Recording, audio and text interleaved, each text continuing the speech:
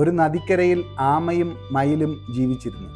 അവർ രണ്ടുപേരും നല്ല സുഹൃത്തുക്കളായിരുന്നു. മയിൽ നദീതീരത്തെ മരക്കൊമ്പിലിരുന്ന് ഭക്ഷണം കഴിക്കുകയും അവൻ്റെ ലോകത്ത് സന്തോഷത്തോടെ ജീവിക്കുകയും ചെയ്തു. അതുപോലെ തന്നെ ആമയും സന്തോഷത്തോടെ നദിയിൽ നീന്തിക്കൊണ്ടിരുന്നു. സൂര്യൻ ഉദിക്കുമ്പോൾ അവർ രണ്ടുപേരും നദിക്കരയിലെ ഒരു കല്ലിനു മുകളിൽ വന്നിരുന്ന് മണിക്കൂറുകളോളം സൗഹൃദം പങ്കിടുമായിരുന്നു. അങ്ങനെയിരിക്കെ ഒരു ദിവസം ഒരു വേട്ടക്കാരൻ വന്ന് മയിലിനെ വലയിലാക്കി വിൽക്കാനായി കൊണ്ടുപോയി.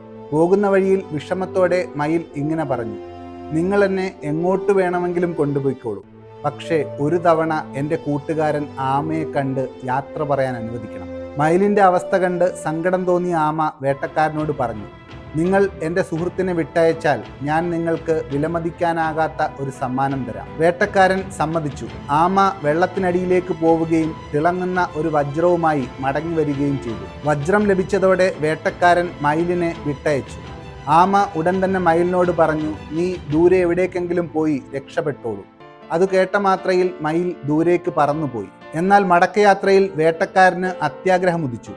ഒരു വജ്രം തീരെ കുറഞ്ഞുപോയി, 2 എണ്ണമെങ്കിലും ചോദിക്കണമായിരുന്നു, അയാൾ ചിന്തിച്ചു. അയാൾ നദിക്കരയിലേക്ക് ചെന്ന് ആമയോട് പറഞ്ഞു: മയിലിനെ വിട്ടയച്ചതിന് പകരം എനിക്ക് 1 അല്ല 2 വജ്രങ്ങൾ വേണം. ആമയ്ക്ക് അയാളുടെ ഉദ്ദേശം മനസ്സിലായി. ആമ ഇപ്രകാരം പറഞ്ഞു: ശരി, ഞാൻ പോയി 2ാമത്തെ വജ്രവും കൂടെ കൊണ്ടുവരാം. പക്ഷേ ആദ്യം തന്ന വജ്രം ഇപ്പോൾ മടക്കിത്തരൂ. അതുണ്ടെങ്കിൽ മാത്രമേ എനിക്ക് 2ാമത്തേത് കൊണ്ടുവരാൻ സാധിക്കുകയുള്ളൂ. അത്യാഗ്രഹത്തിൽ മുങ്ങിയ വേട്ടക്കാരൻ വജ്രം ആമയ്ക്ക് നൽകി. ആമ ആ വജ്രവുമായി നദിയുടെ ആഴങ്ങളിലേക്ക് പോയി. പിന്നീട് ഒരിക്കലും തിരിച്ചു വന്നില്ല. അത്യാഗ്രഹം ആപത്ത്. യഥാർത്ഥ സുഹൃത്ത് ദുരിതകാലത്ത് സഹായിക്കുന്നവനാണ്.